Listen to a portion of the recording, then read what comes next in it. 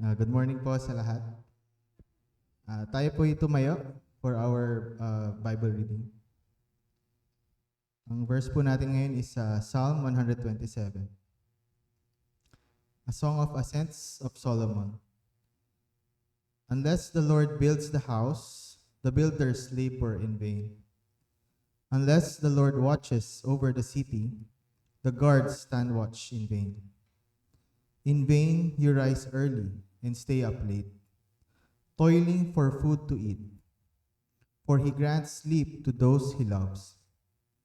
Children are a heritage from the Lord, offspring a reward from him.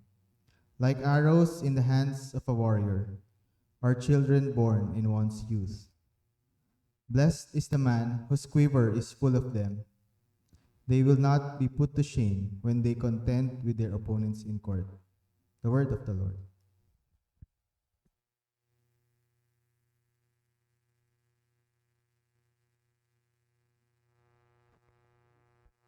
Purihin ang Panginoon at sa kanyang kadakilaan at katapatan. Tayo sama-sama na dito ngayon upang tayo magpuri sa Kanya.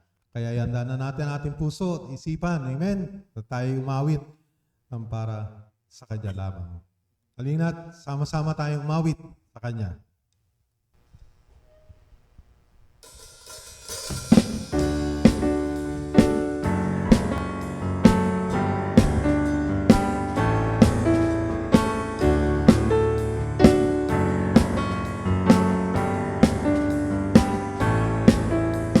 Halina't sama-sama, purihin natin siya. Halina't sama-sama, purihin natin siya. Ipalakpak ang iyong kamay, itaas at ikaway, lahat ay magsabing Diyos ay buhay.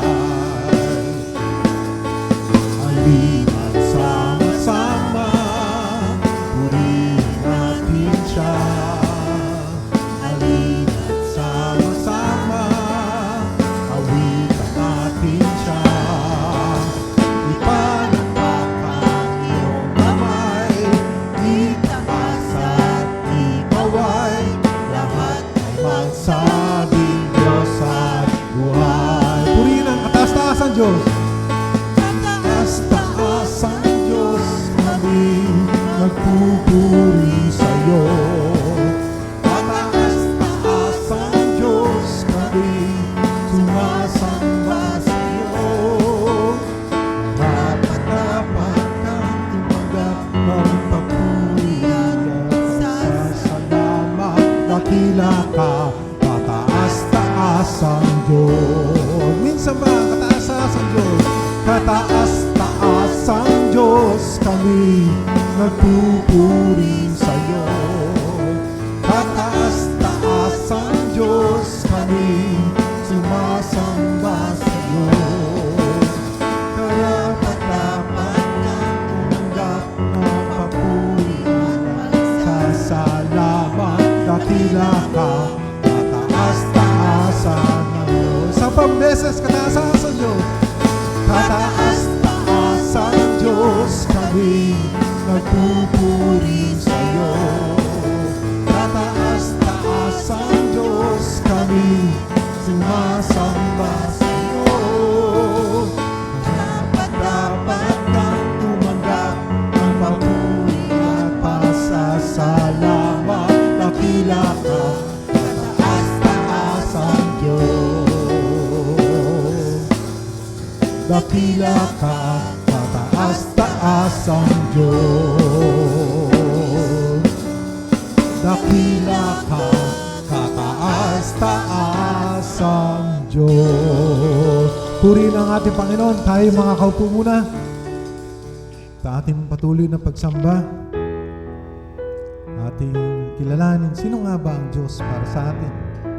Siya ang tunay na Diyos at wala na iba.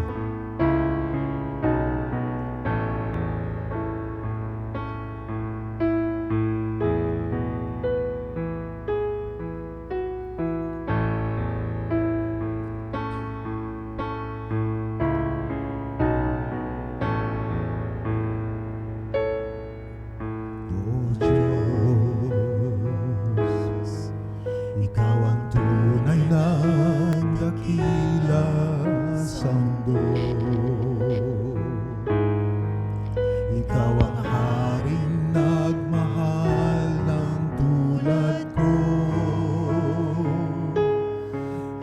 Ginawa mong lahat, pag-ibig mo ay tapat at wagas. O Diyos, wala nang papantay sa kabutihan mo. Ang ngalan mo'y itataas sa buhay ko.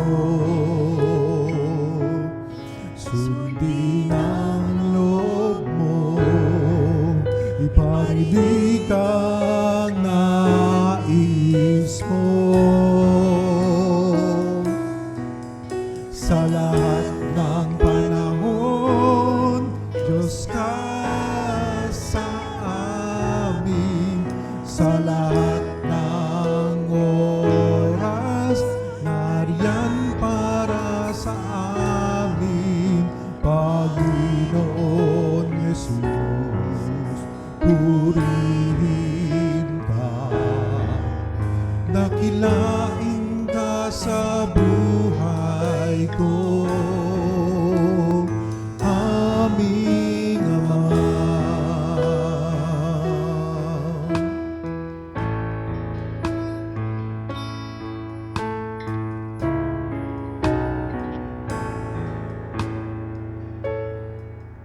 O Diyos, Ikaw ang tunay na dakila sa mundo. Ikaw ang haring nagmahal ng tulad ko.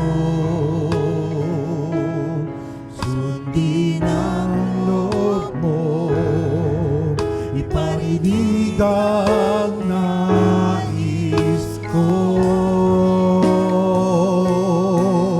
Sa lahat ng panahon, Diyos ka sa amin.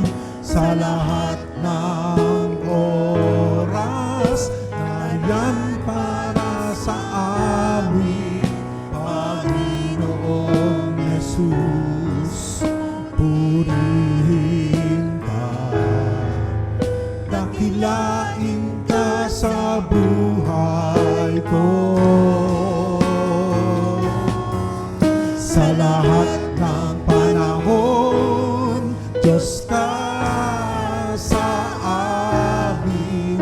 Sa lahat ng oras, nariyan para sa amin. Panginoon Jesus, purihin ka. Dakilain ka sa buhay ko. Di nagbabago, Diyos ka sa amin. Tanging sandigan, nariyan para sa amin. Panginoon Jesus, maghari ka, magliwanag ka sa buhay ko, aming Ama.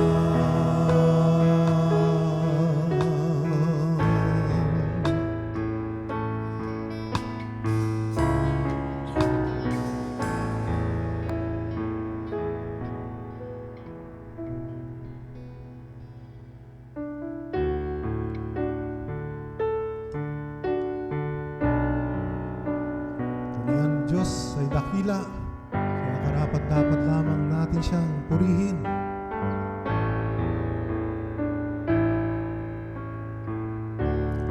Pupurihin ka, O Diyos. Ang aming alay ay pagsamba, halwalhatian, buong karangalan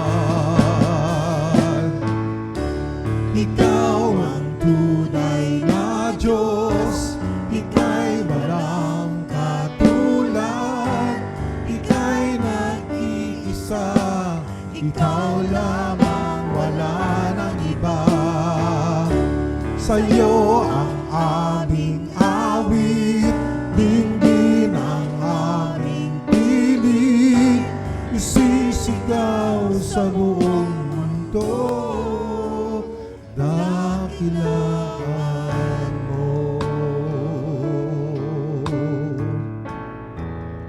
Pupurihin ka, O Diyos.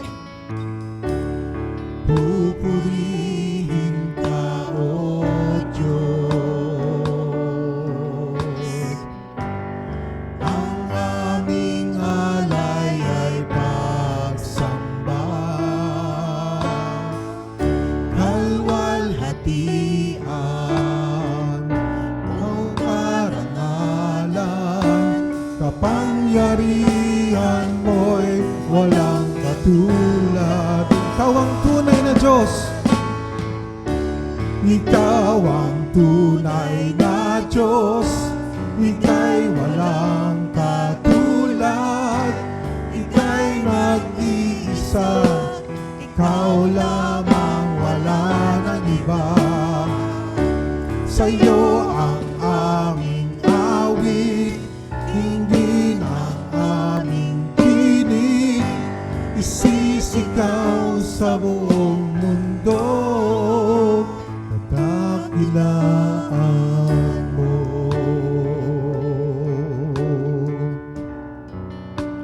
Kadakilaan mo.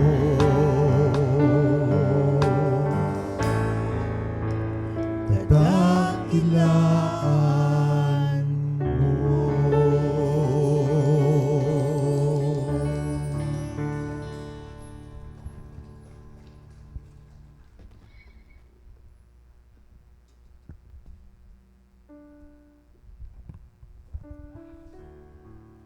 Tuloy po natin ang ating pagsamba sa pamagitan ng pagdasal. Let us bow our heads and pray.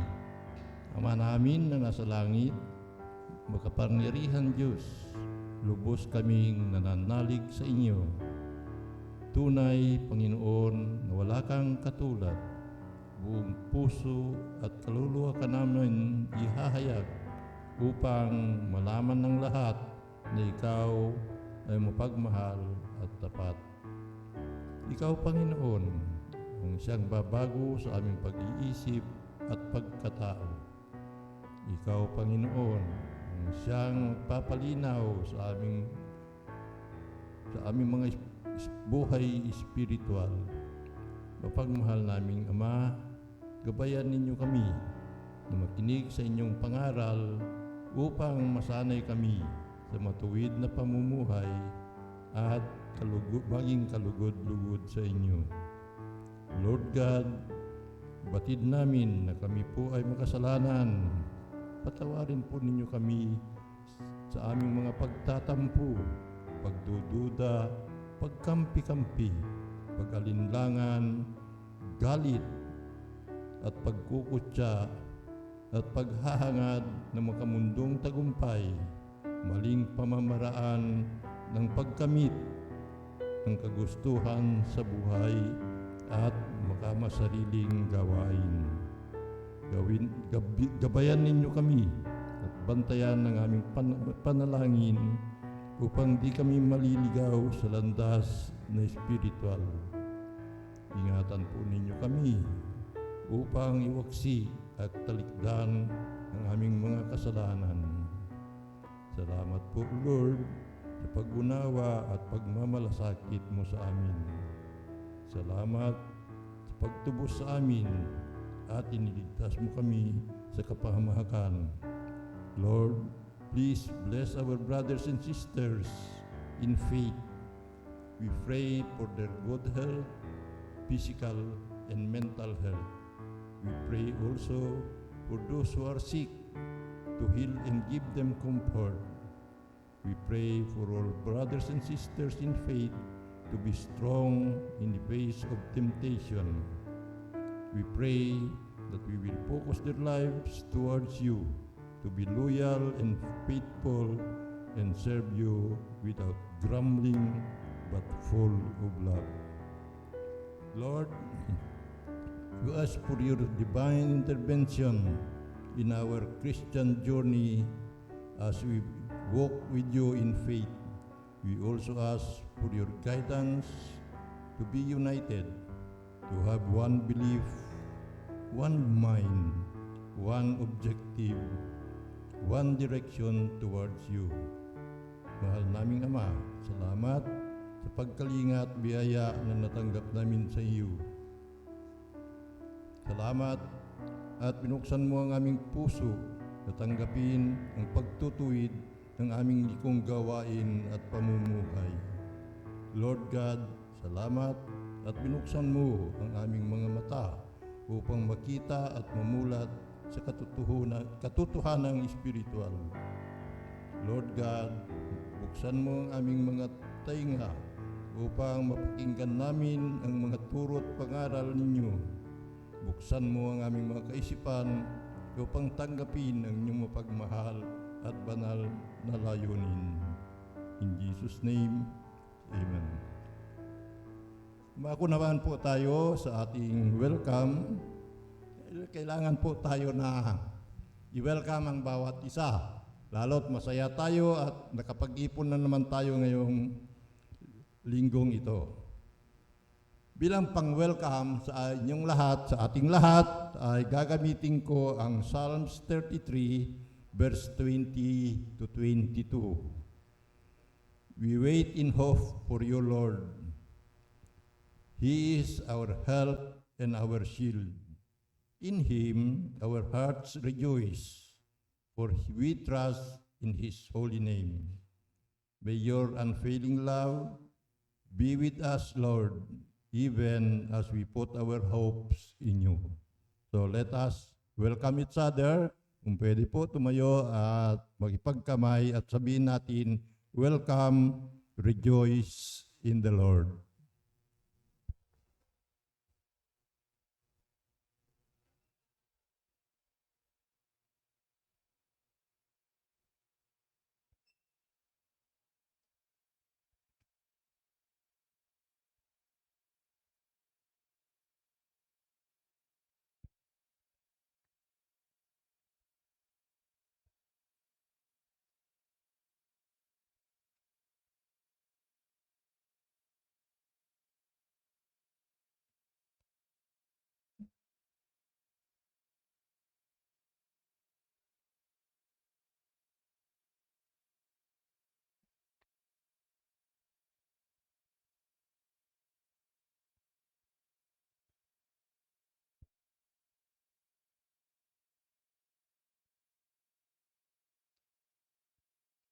Ayan.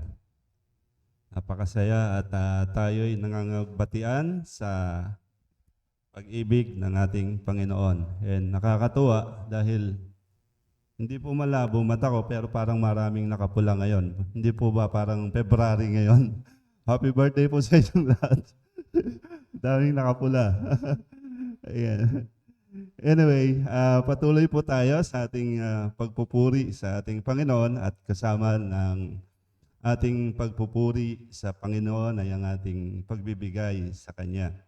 Ang ating pagbibigay ng ating mga resources o yung ating mga ginawa ng kabutihan ng ating Panginoon sa ating buhay. So tayo'y magbabalik sa Kanya ng pagbibigay. Papuri sa pamamagitan ng ating pagbibigay. Ngunit hayaan niyong basahin ko muna ang aklat ng Hagay. Ito'y mula sa Lumang Tipan at mababasa natin sa unang chapter, verse 4 to 6. Sinasabi po dito, tama ba na naninirahan kayo sa mga magaganda at maayos na bahay, ngunit wasak naman ang aking templo? Hindi ba ninyo napapansin ang mga nangyayari sa inyo? Marami na kayong naihasik, ngunit kaunti lamang ang inyong ani. May mga pagkain nga kayo, ngunit kakaunti naman at hindi nangabubusog. May alak nga kayong naiinom, ngunit hindi naman sapat upang magbigay kasiyahan. May damit nga kayong naisusuot, ngunit giniginaw pa rin kayo sa taglamig. Kumikita nga ang manggagawa, ngunit kinukulang pa rin siya. So ito po ay salita ng Panginoon mula sa pamamagitan ni Propeta Hagay sa mga Huda, dahil yun nga po ang templo ng Panginoon ay iniutos ng ating Panginoon na muling itayo ang templo ng Jerusalem. Ganon din naman, ating mapapansin na tayo bilang mga anak ng Diyos ay nagiging abala sa ating mga ginagawa, nagiging abala sa ating mga tungkulin at mga iba-ibang kaparaanan ng ating buhay. Hindi natin napapansin na para bang nagiging makasarili na tayo at ang gawain para sa Panginoon ay hindi na natin napagbibigyan ng pansin o ng tuon. Kaya kung ating mapapansin o sa ating binasa na naging ambala ang mga taga-Huda sa kanilang pagpapayaman, naging abala sila sa kanilang mga sarili at hindi nga nila napansin yung pagtatayo na iniutos ng Panginoon, ang pagtatayo ng templo na iniutos ng Panginoon sa kanila. Ang tao ay maaring makamit niya yung milyon-milyon sa kanyang pagsisikap na magtrabaho, ngunit hindi niya kayang sa pagsisikap niyang iyon, sa gabi ng kanyang pagsisikap ay naroon yung miserable. Hindi niya kayang bilhin yung magandang higaan para lamang maibsan yung kanyang bigatin sa maghapon. Maaari niyang hindi siya magkakaroon ng magandang kwarto na maganda at peaceful. Hindi niya kayang bilhin o hindi niya makukuha ang mga bagay na yon dahil dahil sa kanyang tinatawag na hindi siya magkakaroon ng yung guilt niya ay hindi niya mapupunan. So, yun po no, sana'y maging abala tayo sa pagtatayo ng ating templo. Ang ating gawain sa ating kasalukuyan, ito'y gawain ng Panginoon. Yan ang templo na sinasabi sa Lumang Tipan. At ang gawain yan ay maihayag at maipangaral yung salita ng Panginoon sa sanlibutan. Kaya naman tayo bilang mga Kristiyano sa umagang ito ay naatasang magbalik ng ating mga ikapu sa ating Panginoon sa pamamagitan ng ating pagbibigay. Maalala po natin dun sa Malakay, chapter 3, di ba?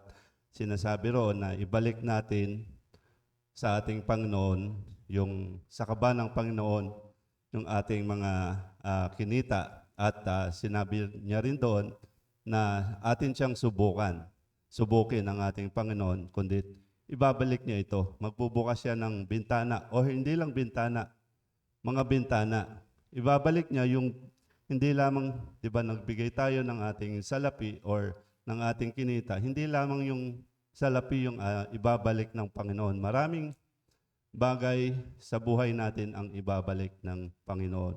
Nariyan po yung kapayapaan natin sa buhay sa kabila ng sa araw-araw nating pamumuhay. Andiyan din po yung payapa, andiyan po yung pagbubukas niya ng bintana na makikita natin na ma-amaze tayo na kumikilos ang Panginoon sa ating buhay. Kaya naman, inutos ng Panginoon na tayo'y magbigay sa Kanya at magbalik ng pagpapala sa Kanya. May I request the leaders to pass the basket.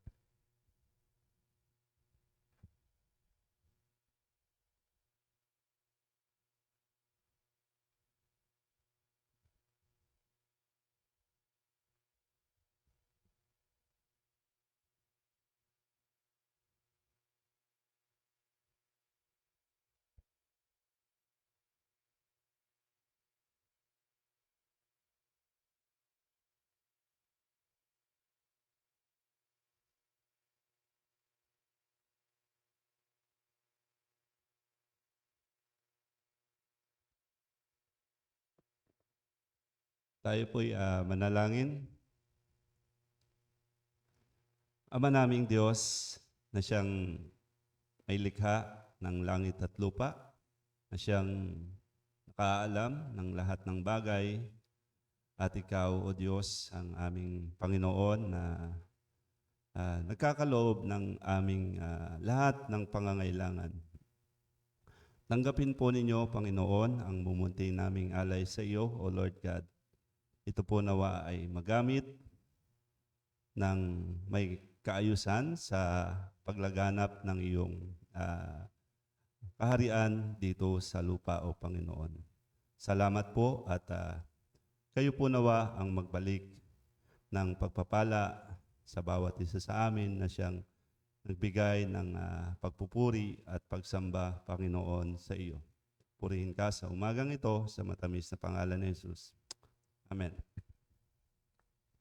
Tawagan ko na po ang ating tagapagsalita sa umagang ito. Ito po ay si Kuya Jan.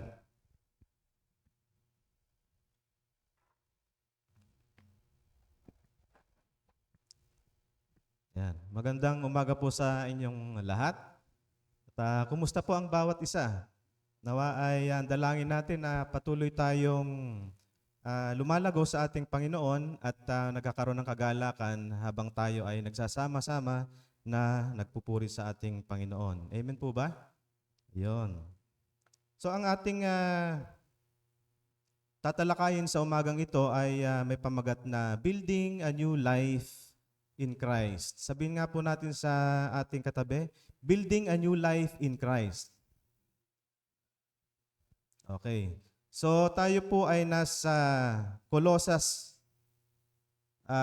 Book of Colossians. So sa pagpapatuloy ng ating pag-aaral sa Book of Colossians ngayong umaga ay tatalakayin natin naman ngayon ang chapter 3 na kung saan ay bibigyan diin ni Pablo ang bagong buhay ng mananampalataya na dapat maipamalas natin araw-araw. So yung dapat nating maipakita dito sa lupa, yung ating bagong buhay. So it focuses on the Christian responsibilities in building the new life in Christ. Ano nga ba yung mga responsibilities ng isang Kristiyano sa pagbuo ng kanyang buhay kay Kristo? So tandaan natin na may mga responsibilities tayong dapat gawin sa ating buhay ngayong tayo ay binago na ng ating Panginoon.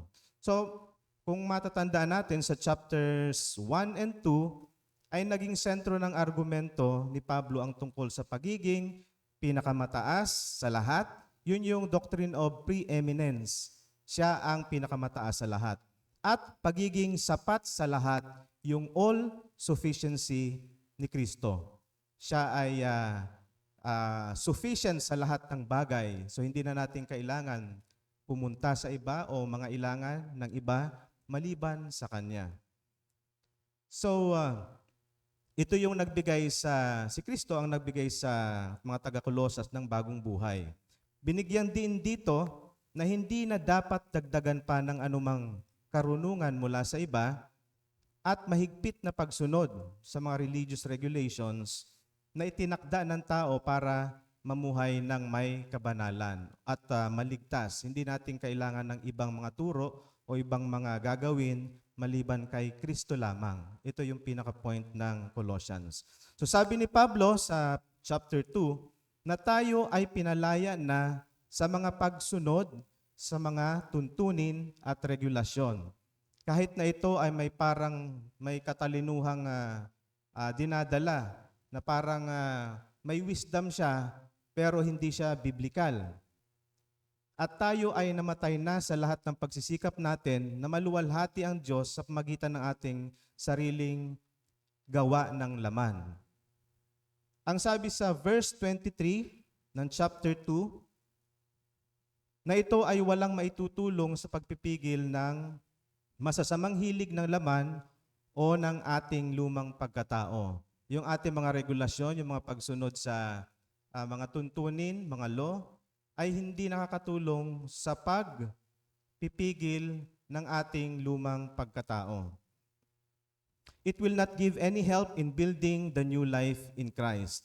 So some of the believers kasi sa Colossians ay sa Colossus ay parang may false teachers na nagsasabi na kailangan mong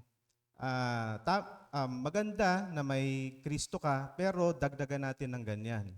So parang sinasabi Christ plus something plus other things, yun yung tinuturo ng mga false teachers.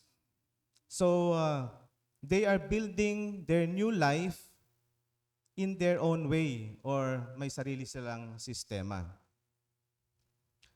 Pero the only way to build the new life in Christ is to first receive the new life, which is only through the blood of Jesus Christ. Ang ating bagong buhay ay sa pagkamit lamang.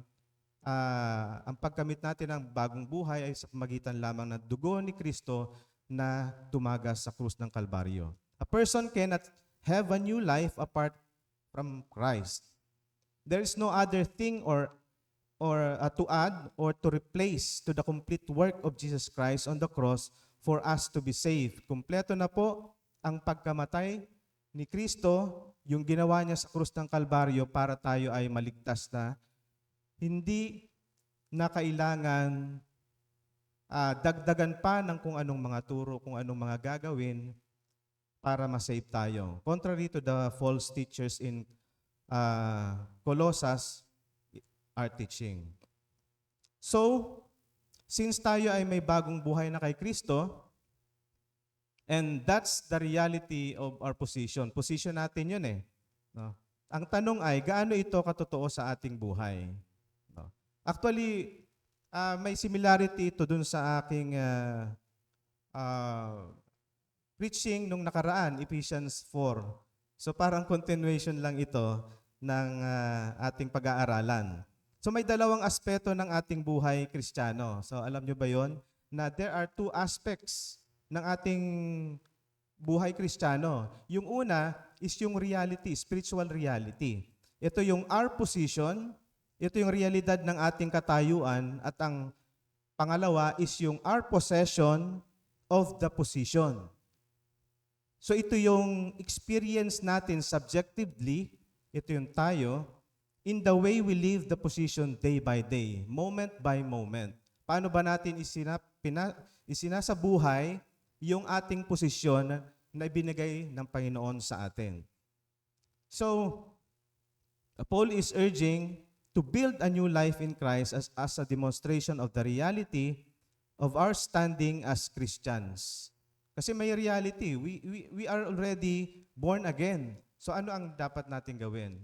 So ipamuhay natin ito. Building our life in Christ means that we should live according to God's blueprint. May blueprint sa atin. May gustong mangyari ang Diyos sa bawat isa sa atin, mga believers.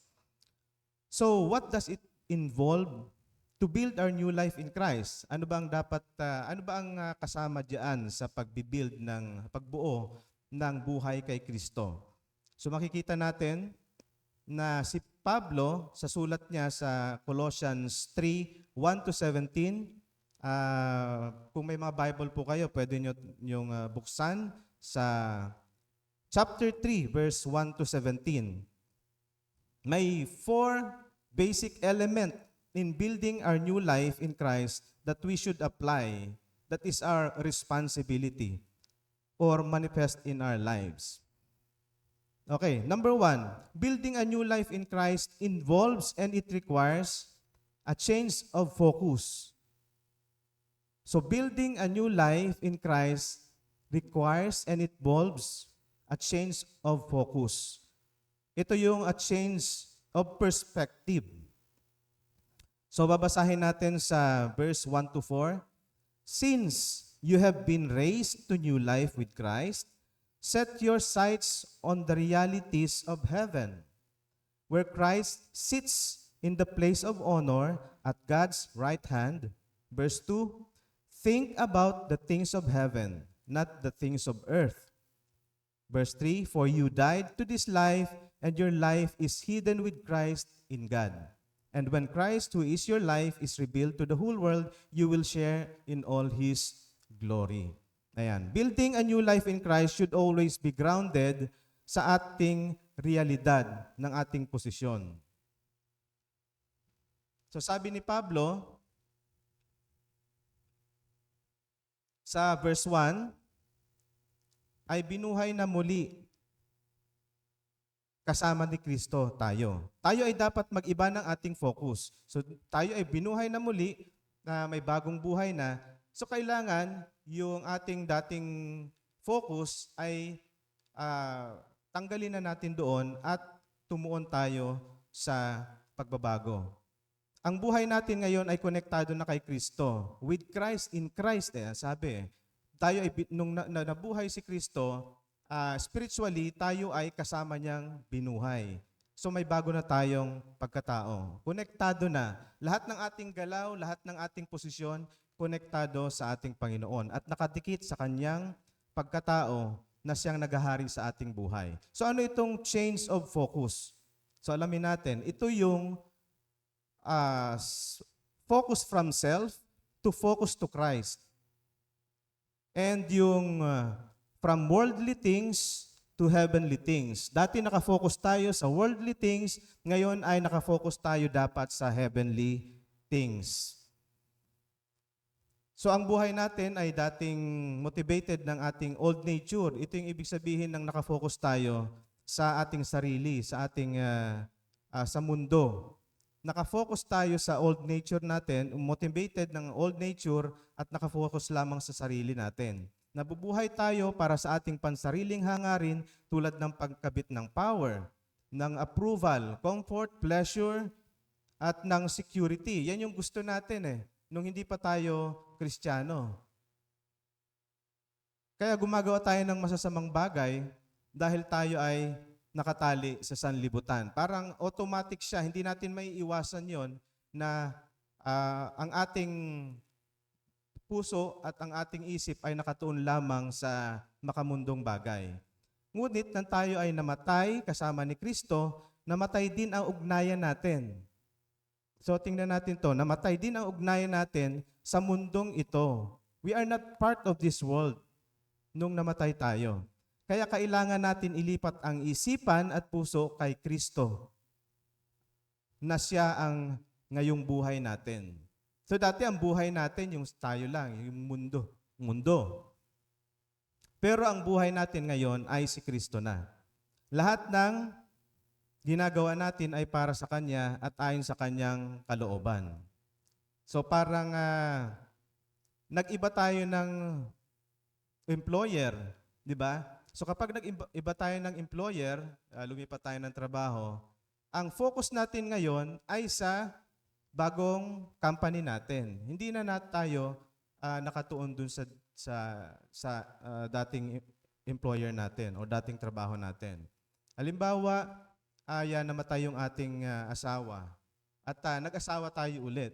Yung ating relasyon dun sa asawa natin ay nawala na. So syempre, ang focus natin dun sa bagong asawa natin. No. So may mga nag-asawa muli pero ang nakafocus pa rin siya dun sa dating asawa. So syempre, anong mararamdaman noong dating bagong asawa mo? So yun yung parang illustration. So how do we change our focus? Paano ba natin mag-iba ng focus nang tayo ay na ngayong tayo ay may bagong buhay na? So sa verse 2, ang sabi, think about the things of heaven, not the things of the world. Ito yung set your mind. Ibig sabihin, think, set your mind, set your heart on the things of heaven, not on the things of the world. So makikita nyo, this is an imperative statement. Kumbaga, that is a demand, that is a command. Yung verse 1 kasi, indicative statement. So ibig sabihin, stating the fact. Ano yung verse 1? Ang verse 1 ay, since tayo ay nabuhay na maguli, yun yung indicative statement. So ngayon, ito yung imperative. kailangan natin sundin kasi demand ito, command ito sa Bible. It simply means we need to fill our mind with God's truth, setting our hearts to Christ, resulting to a change of character. Kasi kapag hindi nag-change ang character natin, so mali yung focus natin. Di ba? We have to pursue Jesus in all our lives, sa ating buhay, sa lahat, sa anumang aspeto ng ating buhay, kailangan natin i-focus or i-pursue si Jesus Christ. Bakit? Kasi siya yung buhay natin eh. Di ba? Kung ano yung buhay natin, kailangan dun tayo nakatuon. So sabi sa Philippians 4:8, finally, brethren, whatsoever things are true, whatsoever things are honest, whatsoever things are just, whatsoever things are pure, whatsoever things are lovely, whatsoever things are of good report, if there be any virtue, and if there be any praise, think about these things. Ito yung focus natin. Bago tayo kumilos, bago tayo gumawa ng anong bagay, mag-isip, isipin natin itong ating bagong pagkatao. Itong heavenly things na sinasabi. Hindi ibig sabihin ng heavenly things, angels, mga ganyan. Ito yung ating karakter. Ito yung karakter ni Jesus na dapat nating ipurso. Bilang isang na kay Kristo, meron tayong responsibility na disiplinahin ang ating isipan. Bakit disiplinahin natin ang ating isipan? Kasi mind is the battleground. Kinukuha ni Satanas yung isip natin na dapat para kay Kristo. So naglalaban siya. Hindi mo alam kung anong susundin mo. Kaya bilang isang Kristiyano, kailangan natin disiplinahin ang ating mga isipan. No? So, ito ang reason. Sa verse 3, because we have died to this life. We have died. We are not part of this life anymore. Something in our life died when we put our faith in Jesus. Ano yon? And that is our connection to this world. Yung connection natin sa mundo. It is in baptism that we have died with Christ. We were disconnected from this world. Sabi sa chapter 2, verse 20, you have died with Christ and He has set you free from the spiritual powers of His world. So why do you keep on following the rules of the world? So yung rules of the world, namatay na tayo, na-separate na tayo doon. So bakit tayo sumusunod pa? Na para tayo ay maligtas, para tayo maging righteous. So tayo ay separated na sa mundong ito. Ano yung mundong ito? Sa 1 John 2:16, kung may mga Bible kayo, pwede niyong tingnan. For all that is in the world, the lust of the flesh, and the lust of the eyes, and the boastful pride of life, is not from the Father, but is from the world. So nakita nyo, dito tayo nahiwalay na. Pero may mga Kristiyano pa rin na gumagawa nito. Kaya nga dapat disiplinahin natin. Discipline is important sa Christian life. Bakit? Kasi hindi ito automatic eh. Kailangan na, since na tayo ay may free choice, hindi naman ibig sabihin nung tinanggap natin ang Panginoon, nawala na tayo ng freedom, ng free will, di ba?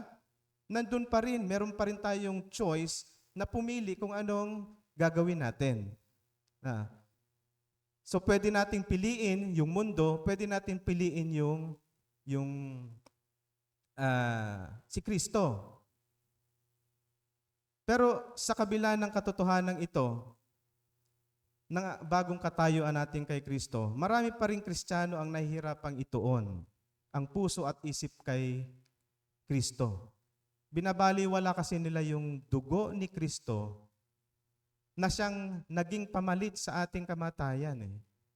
Kung ipagbubulay-bulayan kasi natin yun, ay yung heart natin, it will be affected, yung mind natin, yung soul natin.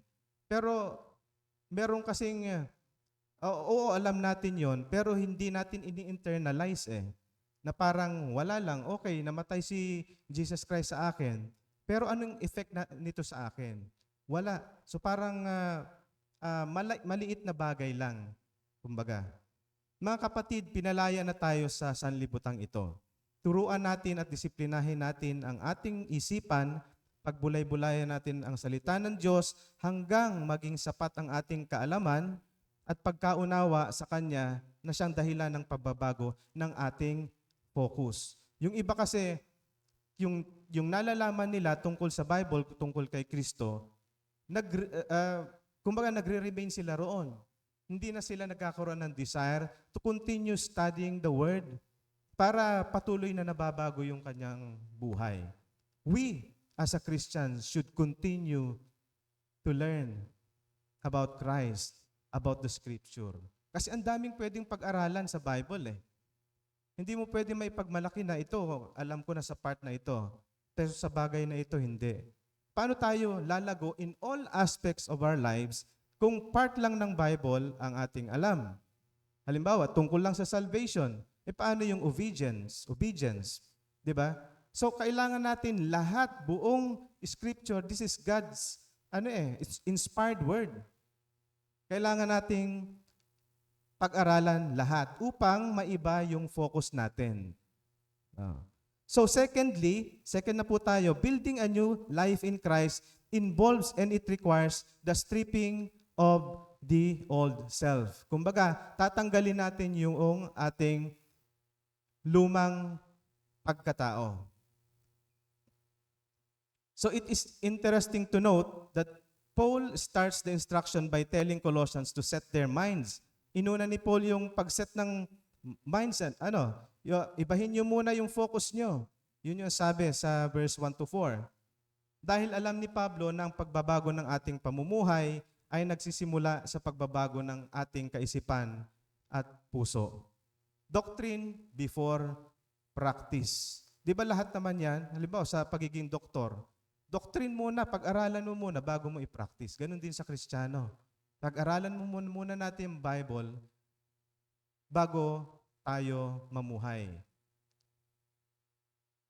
Kasi kung hindi natin pag-aaralan ang Bible, ang doktrina, yung ating kilos at galaw, hindi siya in line dun sa ating pinaniniwalaan.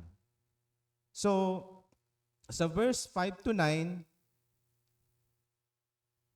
babasahin natin. So habang tinutuon natin ang puso at isip natin kay Kristo, ang paghubad ng ating dating buhay ay nagsisimula. Yun. So kaya sa verse 5 to 7, sundan niyo po ako. So, put to death the sinful earthly things lurking within you. Have nothing to do with sexual immorality, impurity, lust, and evil desires. Don't be greedy, for a greedy person is an idolater, worshiping the things of this world. Verse 6, because of these sins, the anger of God is coming. You used to do these things when your life was still part of this world. But now, the time to get rid of anger, rage, malicious behavior, slander, and dirty language. Don't lie to each other, for you have stripped off your old sinful nature and all its wicked deeds. So makikita po natin, past tense yung stripped off eh. Ibig sabihin, nahubad na natin. Ito yung spiritual condition natin. Hinubad na natin yung ating old sinful nature. Ngayon, this is the time na ipakita natin in experiential way, in reality, no? Well, yung spiritual is reality yun. Pero paano natin na ipipikita dito sa mundong ito na nakikita rin ng bawat nakapaligid sa atin? So, Paul wants to make his point clear to his audience by making an analogy. Nagkaroon siya ng analogy or metaphor si Pablo eh. Hinaluntulad niya sa pagpapalit ng kasuotan, damit, ang ating spiritual transformation. Ito yung tinatawag na spiritual transformation. Sanctification. Ang sanctification, spiritual transformation, is a lifetime process. Justification is a one-time process. Sanctification is lifetime process. Ito yung pagbibuild natin ng buhay natin kay Kristo.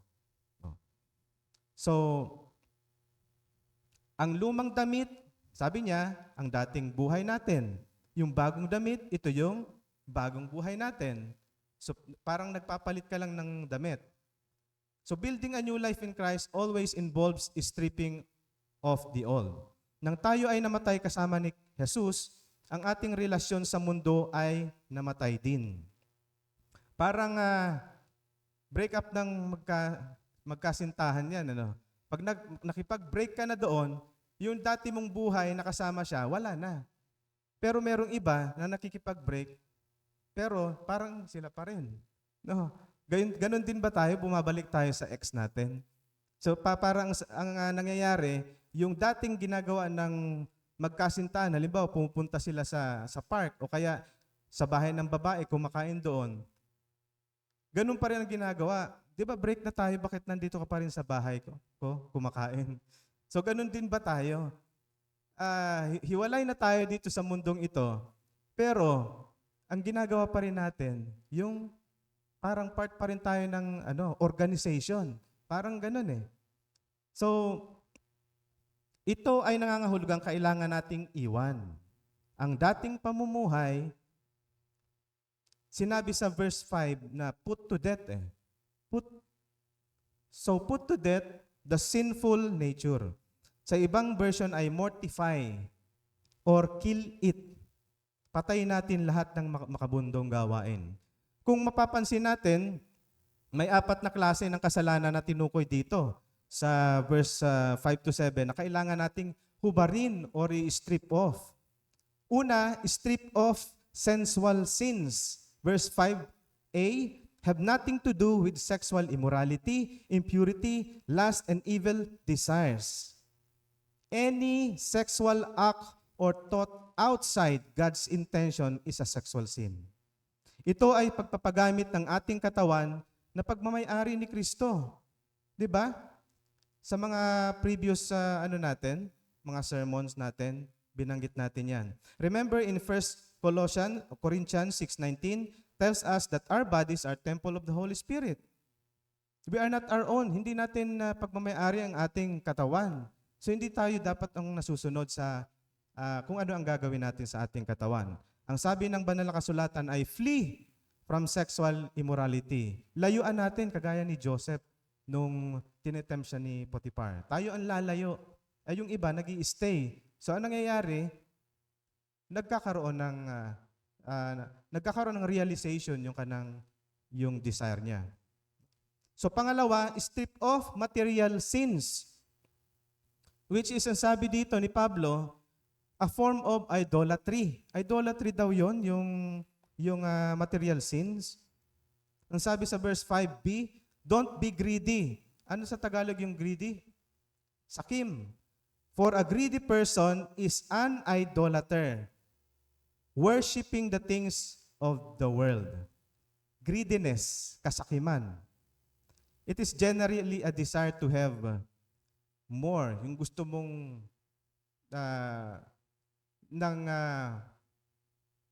marami pa. Gustong magkamkam ng salapi. Gusto mong may isang bahay ka na, gusto mo 2 bahay pa.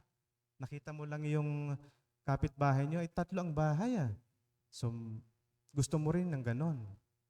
No, kumbaga, nagkaroon ka ng 3 bahay, hindi ka pa nasasatisfy. Yun yung desire mo to have more. And that is greediness. Kung ang ating hangad sa buhay ay magkaroon ng kayamanan dito sa lupa, inilalagay mo ang iyong oras. Di ba? Tama? Inilalagay mo ang iyong lakas. Inilalagay mo ang iyong isip para sa kayamanan na dapat sana ay sa Panginoon. And that is idolatry. Kinukuha mo yung place ng Panginoon dun sa desire mo. That's idolatry. Sa madaling sabi, ito ay pagsamba sa Diyos-Diyosan. Kaya ang panalangin ni David, di ba, sa Psalm 119, verse 36, magandang i-take note ito eh. Give me an eagerness for your laws rather than a love for money. Yun yung prayer ni David eh. Na ayaw niya, huwag mo akong bigyan ng eagerness to love money. Bigyan mo ako ng eagerness sa pagsunod ng iyong kautusan. Dahil, alam niyo bakit?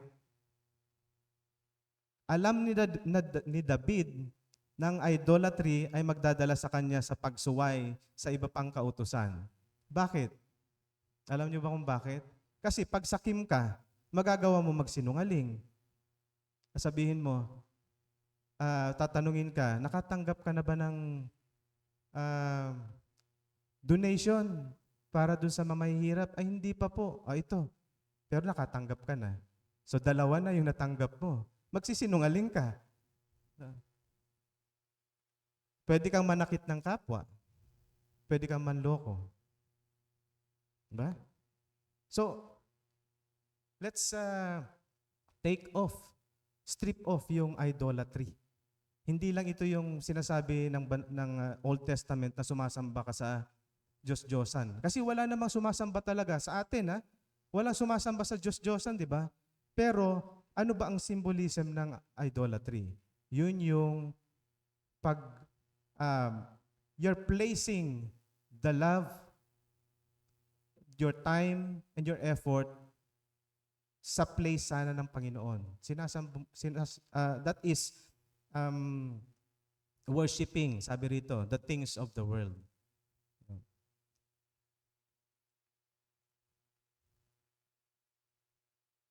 Pangatlo, we have to strip off social sins. Yan, categorize na natin. Ito yung relational sins. Yung patungkol sa ating kapwa. Verse 8a, now is the time to get rid of anger. Parang nabanggit ko na rin ito nung nakaraan. Rage, malicious behavior. Kasi yung anger becomes a sin when you express it in a wrong time, in a wrong person, and a wrong amount. Hindi naman talaga kasalanan yung galit. Sabi nga, be angry but do not sin. Pero once you express it in a wrong time, in a wrong person, in a wrong amount, that is a sin. Anger is the same as the word rage or wrath. Anger describes habitual attitudes. So kung hindi nyo alam, yung anger is yung continuous pangmatagalan. While yung rage is a sudden outburst of anger. Ito yung wrath or rage. Diba? Yung mga nagro-road rage, sudden burst of anger yun eh.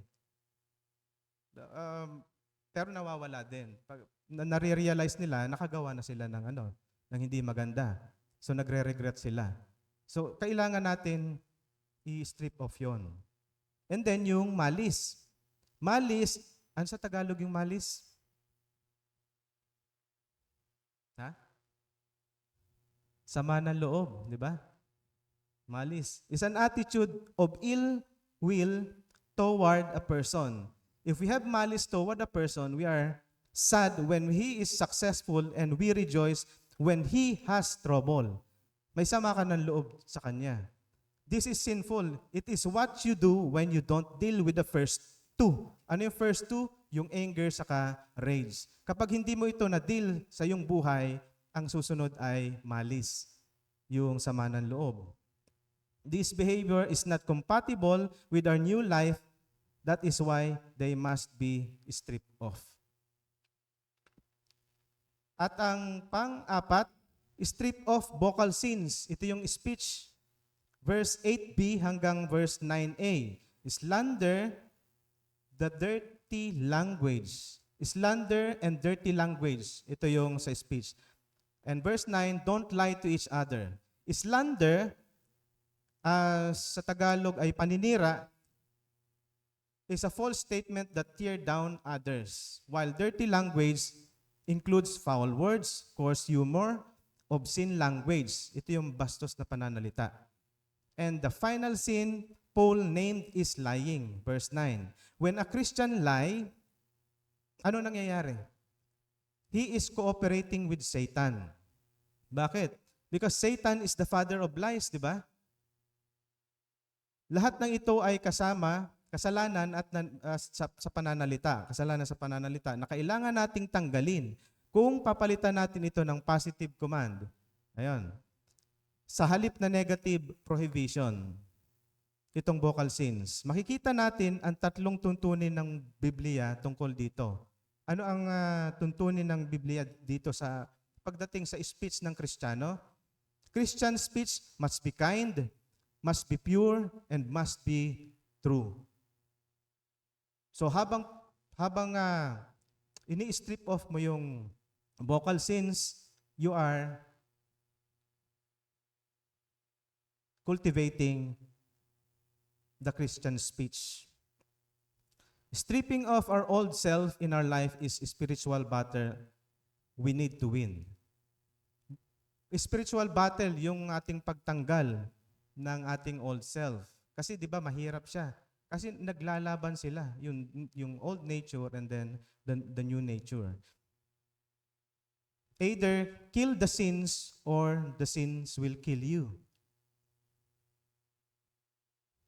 Kapag hindi natin nilabanan ang kasalanan, yung kasalanan ang papatay sa iyo. That is either the two ang mangyayari.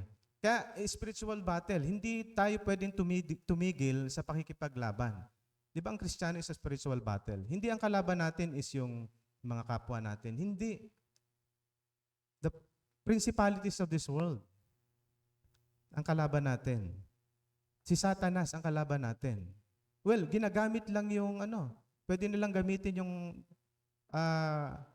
kapwa natin or ibang tao. Even other Christians. Satan is using other Christians para matalo tayo, para mag-burst out tayo into anger, into rage.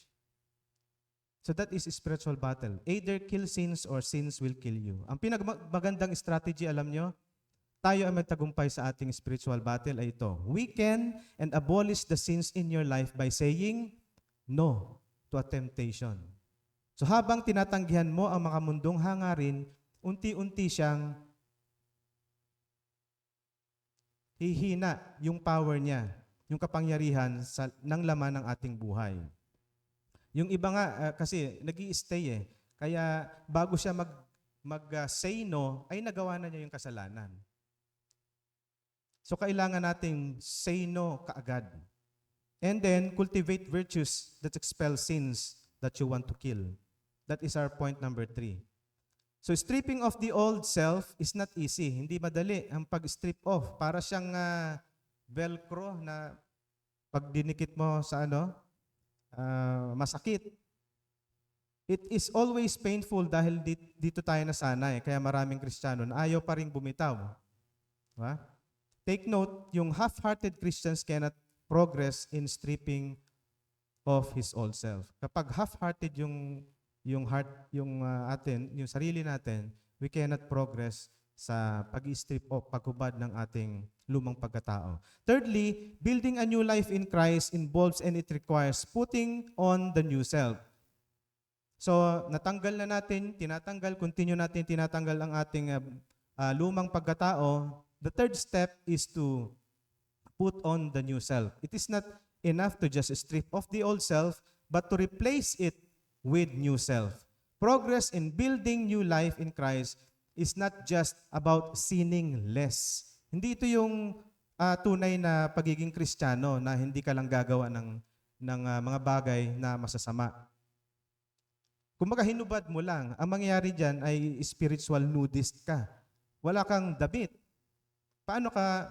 May mga hindi Kristiyanong ganun din na hindi naman nagsisinungaling, hindi naman parang Kristiyano rin, pero hindi rin sila gumagawa ng mga virtues na makikita lamang sa isang Kristiyano. So, we don't need to be a spiritual nudist. Kailangan natin damitan ng pagkatao ni Kristo, yung karakter ni Christ. It is about the fruit of the Holy Spirit growing and growing in your life. Putting the new life in Christ involves and it requires putting all the new self. Verse 10 to 14. Bibilisan ko na po. And have put the new self, which is being renewed in knowledge in the image of its Creator. Verse 11, here there is no Gentile or Jew, circumcised or uncircumcised, Bavarian or Scythian, slave or free, but Christ is all and is in all. Ito yung point ng Colossians. Tingnan natin, worldly distinctions, barriers, does not matter anymore. Hindi na natin kailangang pag-abalahan pa wala nang epekto ito. It doesn't matter. Yung mga barriers na sinasabi natin, yung racial barrier, religious barrier, yung cultural barrier, social barrier, wala na yan. Pag ikaw ay Kristiyano, hindi mo na yan pag-iisipan or wala nang epekto yan. We are now all brethren. Verse 12, therefore, as God's chosen people, holy and dearly loved, clothe yourselves with compassion, kindness, humility, gentleness, and patience. Verse 13, bear with each other and forgive one another. If any of you has a grievance against someone, forgive as the Lord forgave you. And over all these virtues put on love, which binds them all together in perfect unity. Verse 15, and let the peace that comes from Christ rule in your hearts, for as members of one body, you are called to live in peace. Always be thankful. Putting on the new self simply means exercising, living your God-given nature. Ito yung ability natin, yung new self natin.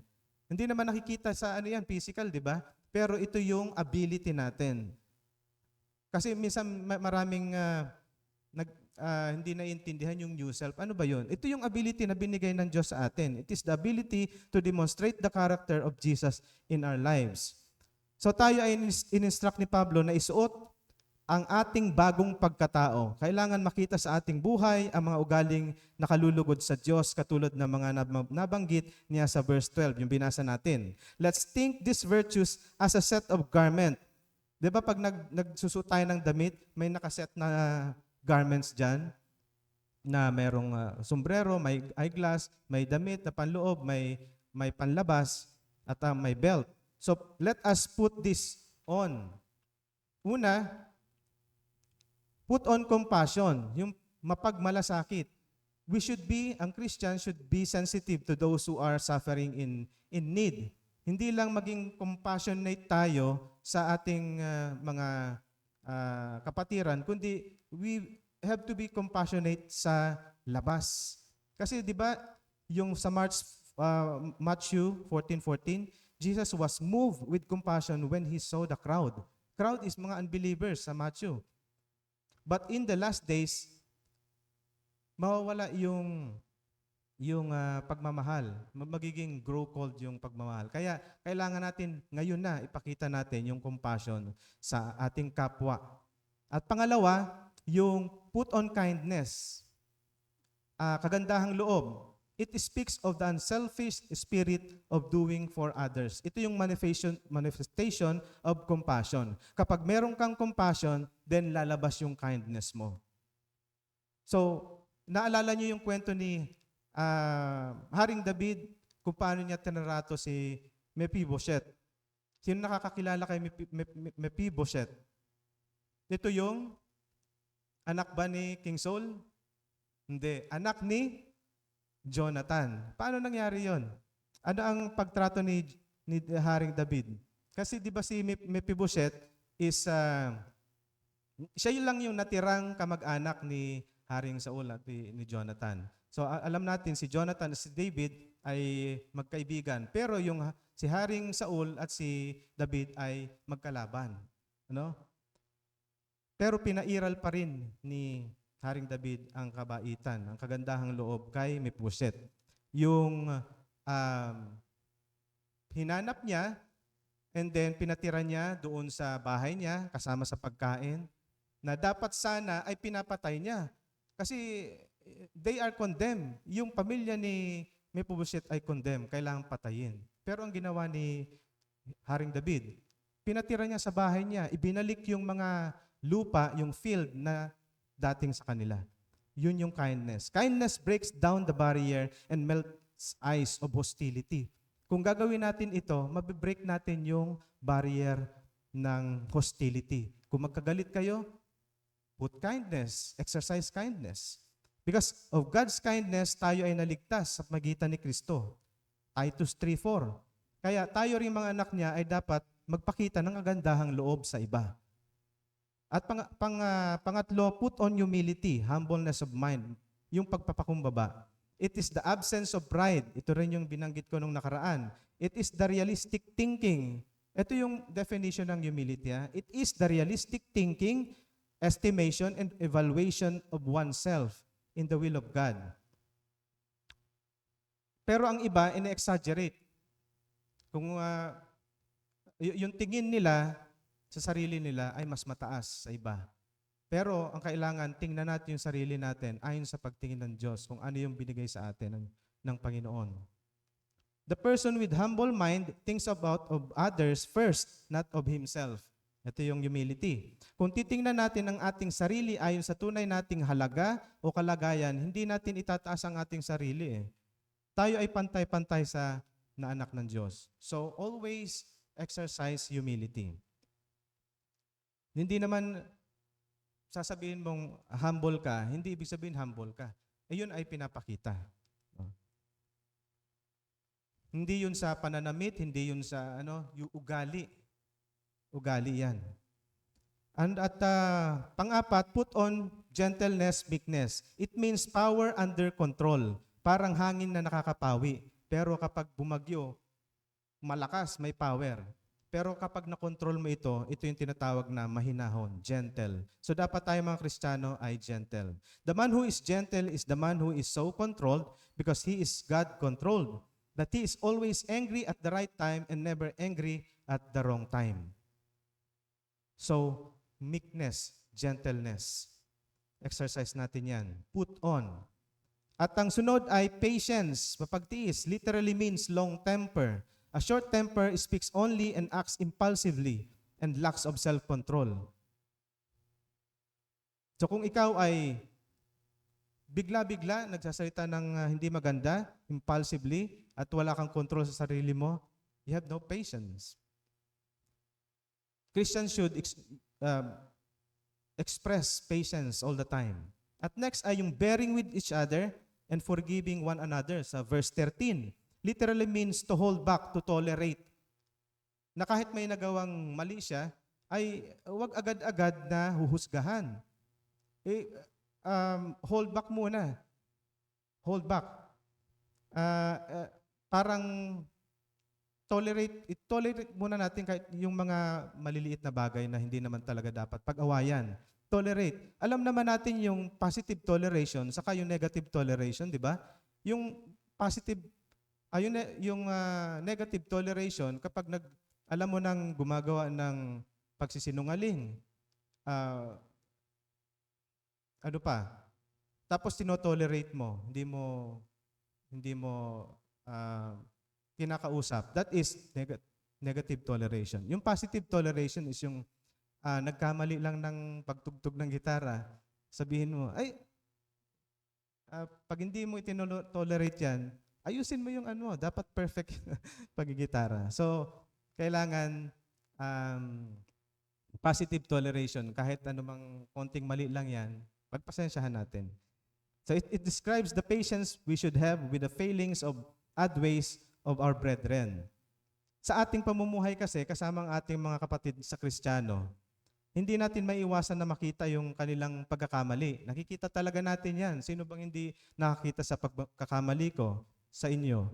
Lahat tayo may pagkakamali. Pero kagaya ng pagpapatawad ng Panginoon sa atin, dapat nating patawarin ang mga nagkakasala sa atin. So forgiveness, forbearance, and forgiveness are necessary. Huwag agad-agad papatulan o magagalit. In any relationship, tandaan natin yan, there should be forbearance and forgiveness or else it will fall apart. Kapag dito sa church natin, walang forbearance and forgiveness, anong mangyari? Ang relasyon natin sa bawat isa, it will fall apart. And next is yung put on love. Yung love is the unconditional acceptance of a person. Ina-accept mo siya kahit sino siya. Lalo na dito sa ating kapatirang Kristiyano. It is the binder of perfect unity. ito ang pinaka-importanting virtue sa isang Kristiyano. Ang pagmamahal ay parang belt.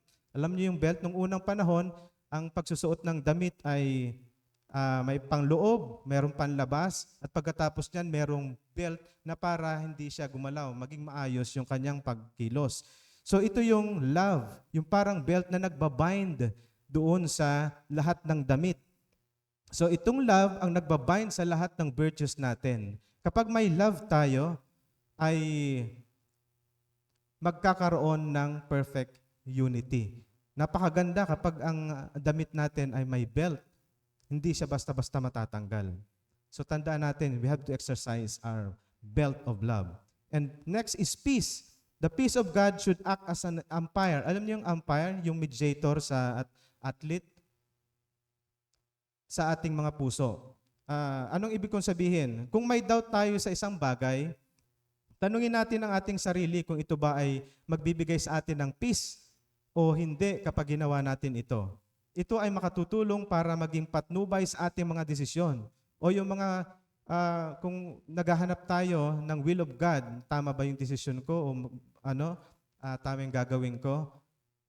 Yung peace ang magiging mediator natin. May peace ba ako pag ginawa ko ito? May kapayapaan ba ako? So, peace. Peace should always rule in your hearts and in the body of Christ. Malalaman mo na nasa kalooban ka ng Diyos kung ikaw ay payapa. And last is always be thankful. This phrase is repeated in Paul's writing over and over again. Yung mga previous chapters, laging may be thankful to the Lord always. Kasi sabi sa 1 Thessalonians 5:18, give thanks in all circumstances, for this is the will of God for you in Christ Jesus. A thankful heart is rooted in what God has done for us. Ito yung grace of God. Kahit anumang sitwasyon, kahit anumang kalagayan mo sa buhay, may pera o wala, kailangan ay thankful ka sa lahat ng bagay. And lastly, ito, building a new life in Christ involves and it requires nurturing the new self together. So, verse 16 to 17. Paul said that our new self is being renewed in knowledge in the image of our Creator.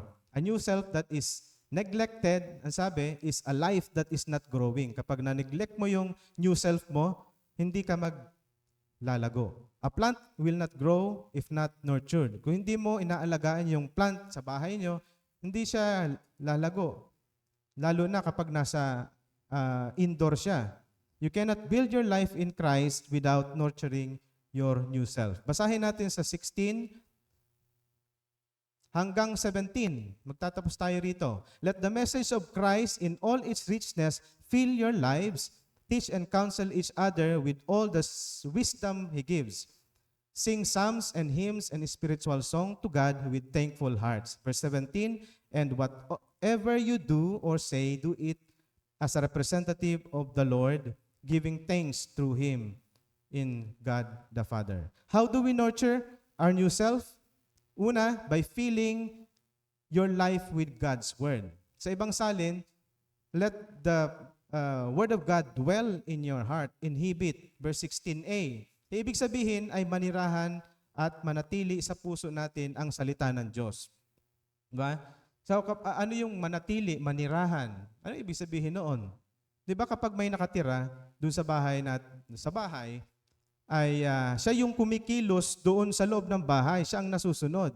So let the Word of God dwell in your heart. Siya ang kikilos sa buhay natin. Kung ikaw may-ari ng bahay, ikaw ang nasusunod. May partition dito, dito ang table, dito ang pinto, lagi kong nililinisan. That is the work of the Holy Spirit by indwelling yung Word of God. So, ito ay kikilos, magkakaroon ng kapangyarihan sa ating buhay na siyang nagpapalakas ng ating pananampalataya at nagpababago sa ating ugali. So, next is by teaching and correcting one another with God's wisdom. Verse 16b. Kailangan nating turuan at i-correct ang one another with God's wisdom. Another important step to nurture this new life is the fellowship with others. Bakit konektado yung fellowship with others sa teaching and correcting?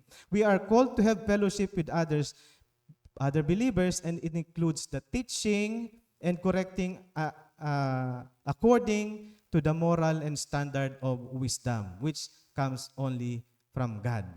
So yung hymns, sing hymns daw, and psalms, and spiritual songs. Alam ko nabanggit din ito ni Kuya Rudy Dahil we have to regard yung psalms, hymns, and singing spiritual songs as a method of teaching, as a method of correcting God's children. Kaya, di ba, yung sinabi ni Kuya Rudy, ang mga hymns natin, yung kinakanta natin, kailangan may doctrinal truth ayon sa scripture. Kasi ito yung Psalms, alam niyo ba yung Psalms? It is perfect, inspired word of God. Hymns used to recite doctrinal truth, and spiritual songs offer believers the opportunity to express their personal responses to God. And lastly, by properly representing Christ in everything. Verse 17. We have to represent Christ sa ating lahat ng ginagawa. Verse 17. Whatever you do or say, do it as a representative of the Lord Jesus, giving thanks through Him to God the Father.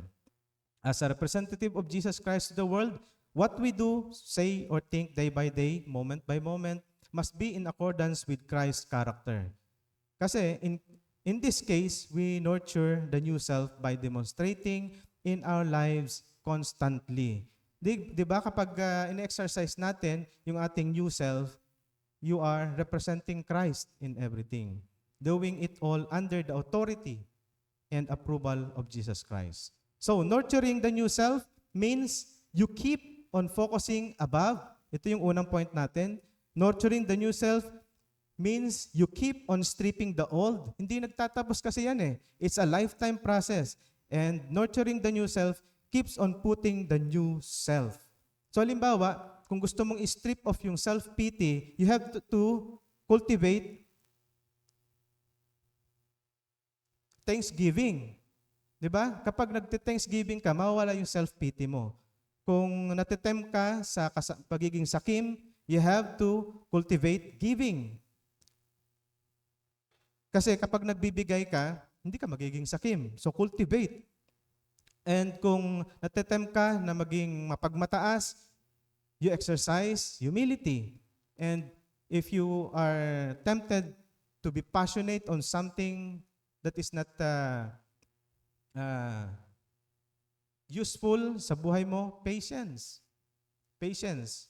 Kung gusto mo agad-agad makuha yon, you have to exercise patience. So in conclusion, building this new life requires the work of the Holy Spirit. Hindi natin kaya ang mag-change ng ating buhay kung wala ang banal na Espiritu. Di ba sabi nga, nakakaya lang natin ito dahil may banal na Espiritu tayo naninirahan sa ating buhay. We cannot change ourselves by our own effort.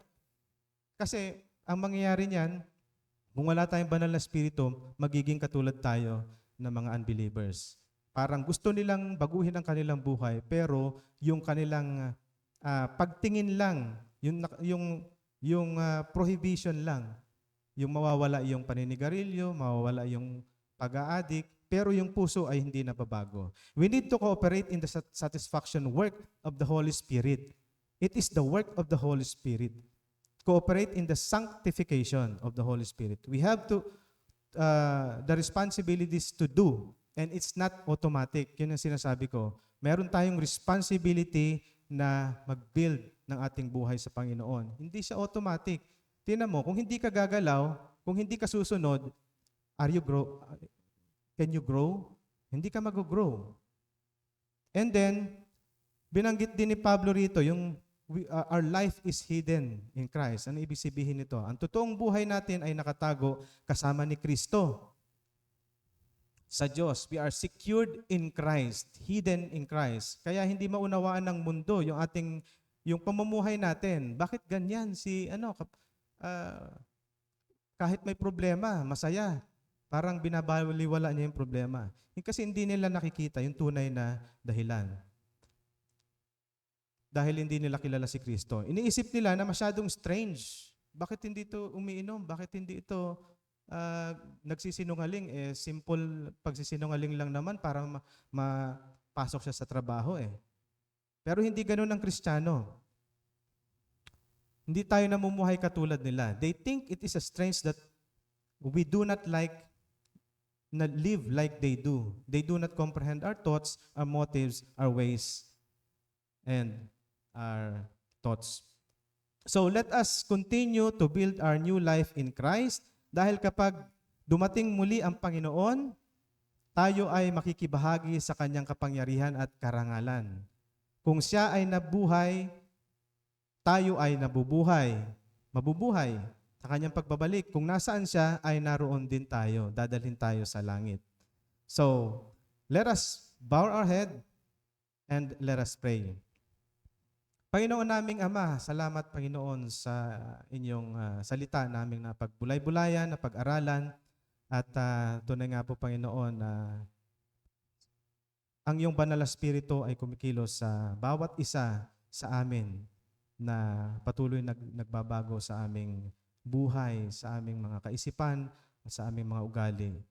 Nawa Panginoon ay makita niyo po kami na sumusunod upang kami po ay makabuo ng aming buhay kay Kristo, na upang ang aming buhay ay maging pagpapala sa bawat isa sa amin, sa lahat ng mga nakakakita, upang ang mga hindi nakakilala sa inyo ay maging curious at sila rin ay makakilala sa magitan ng aming buhay na pinapakita sa kanila. Patuloy na nyo kaming baguhin at ang aming pag-iisip ay maging focus lamang sa inyo. Nawa Panginoon ang aming tanggalin ang aming dating pagkatao at ang aming ang lumang pagkatao at tanggalin namin at ang bagong pagkatao ay aming isuot at patuloy naming alagaan ang aming bagong pagkatao. Salamat Panginoon. Tayo po ay tumayo para sa ating benediction. Pagpalain nawa kayo ng ating Panginoon, lahat ng inyong kabuhayan at lahat ng aspeto ng inyong buhay ay pagpalain ng Panginoon, ang spiritual na buhay, ang mga trabaho ninyo, pagpalain ng Panginoon, bigyan kayo ng kagalakan at ng kapayapaan sa lahat ng pagkakataon, anuman ang inyong ginagawa, at ang inyong pamilya ay bigyan ng pagpapala ng Panginoon. Palakasin ang loob nyo at patuloy kayong gamitin ng Panginoon noon, ngayon, at magpakailanman. Amen.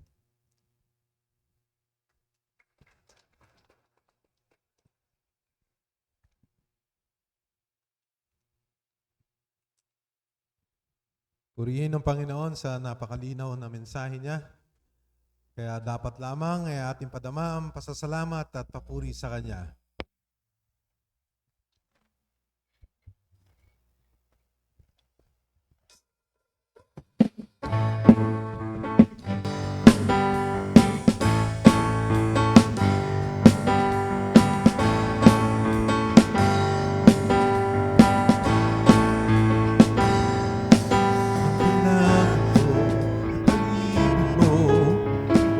Sa buhay ko ito, ang kagalakan mo ay kalakasan ko.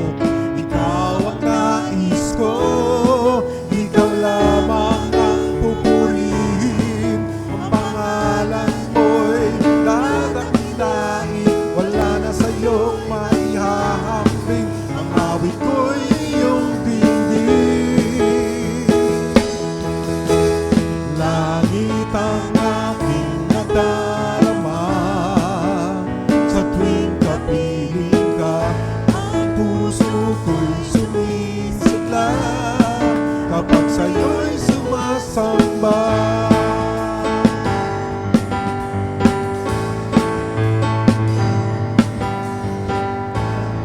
Ang pag-ibig mo, O Diyos, sa buhay ko ito, ang kagalakan mo ay kalakasan ko.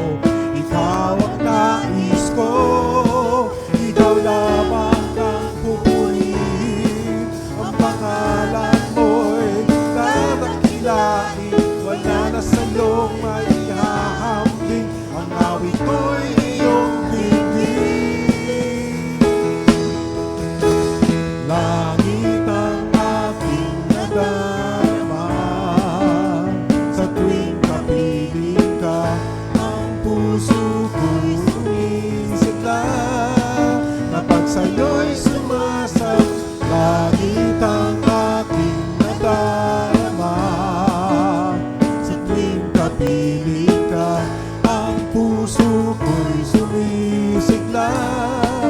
kapag sa'yo'y sumasamba.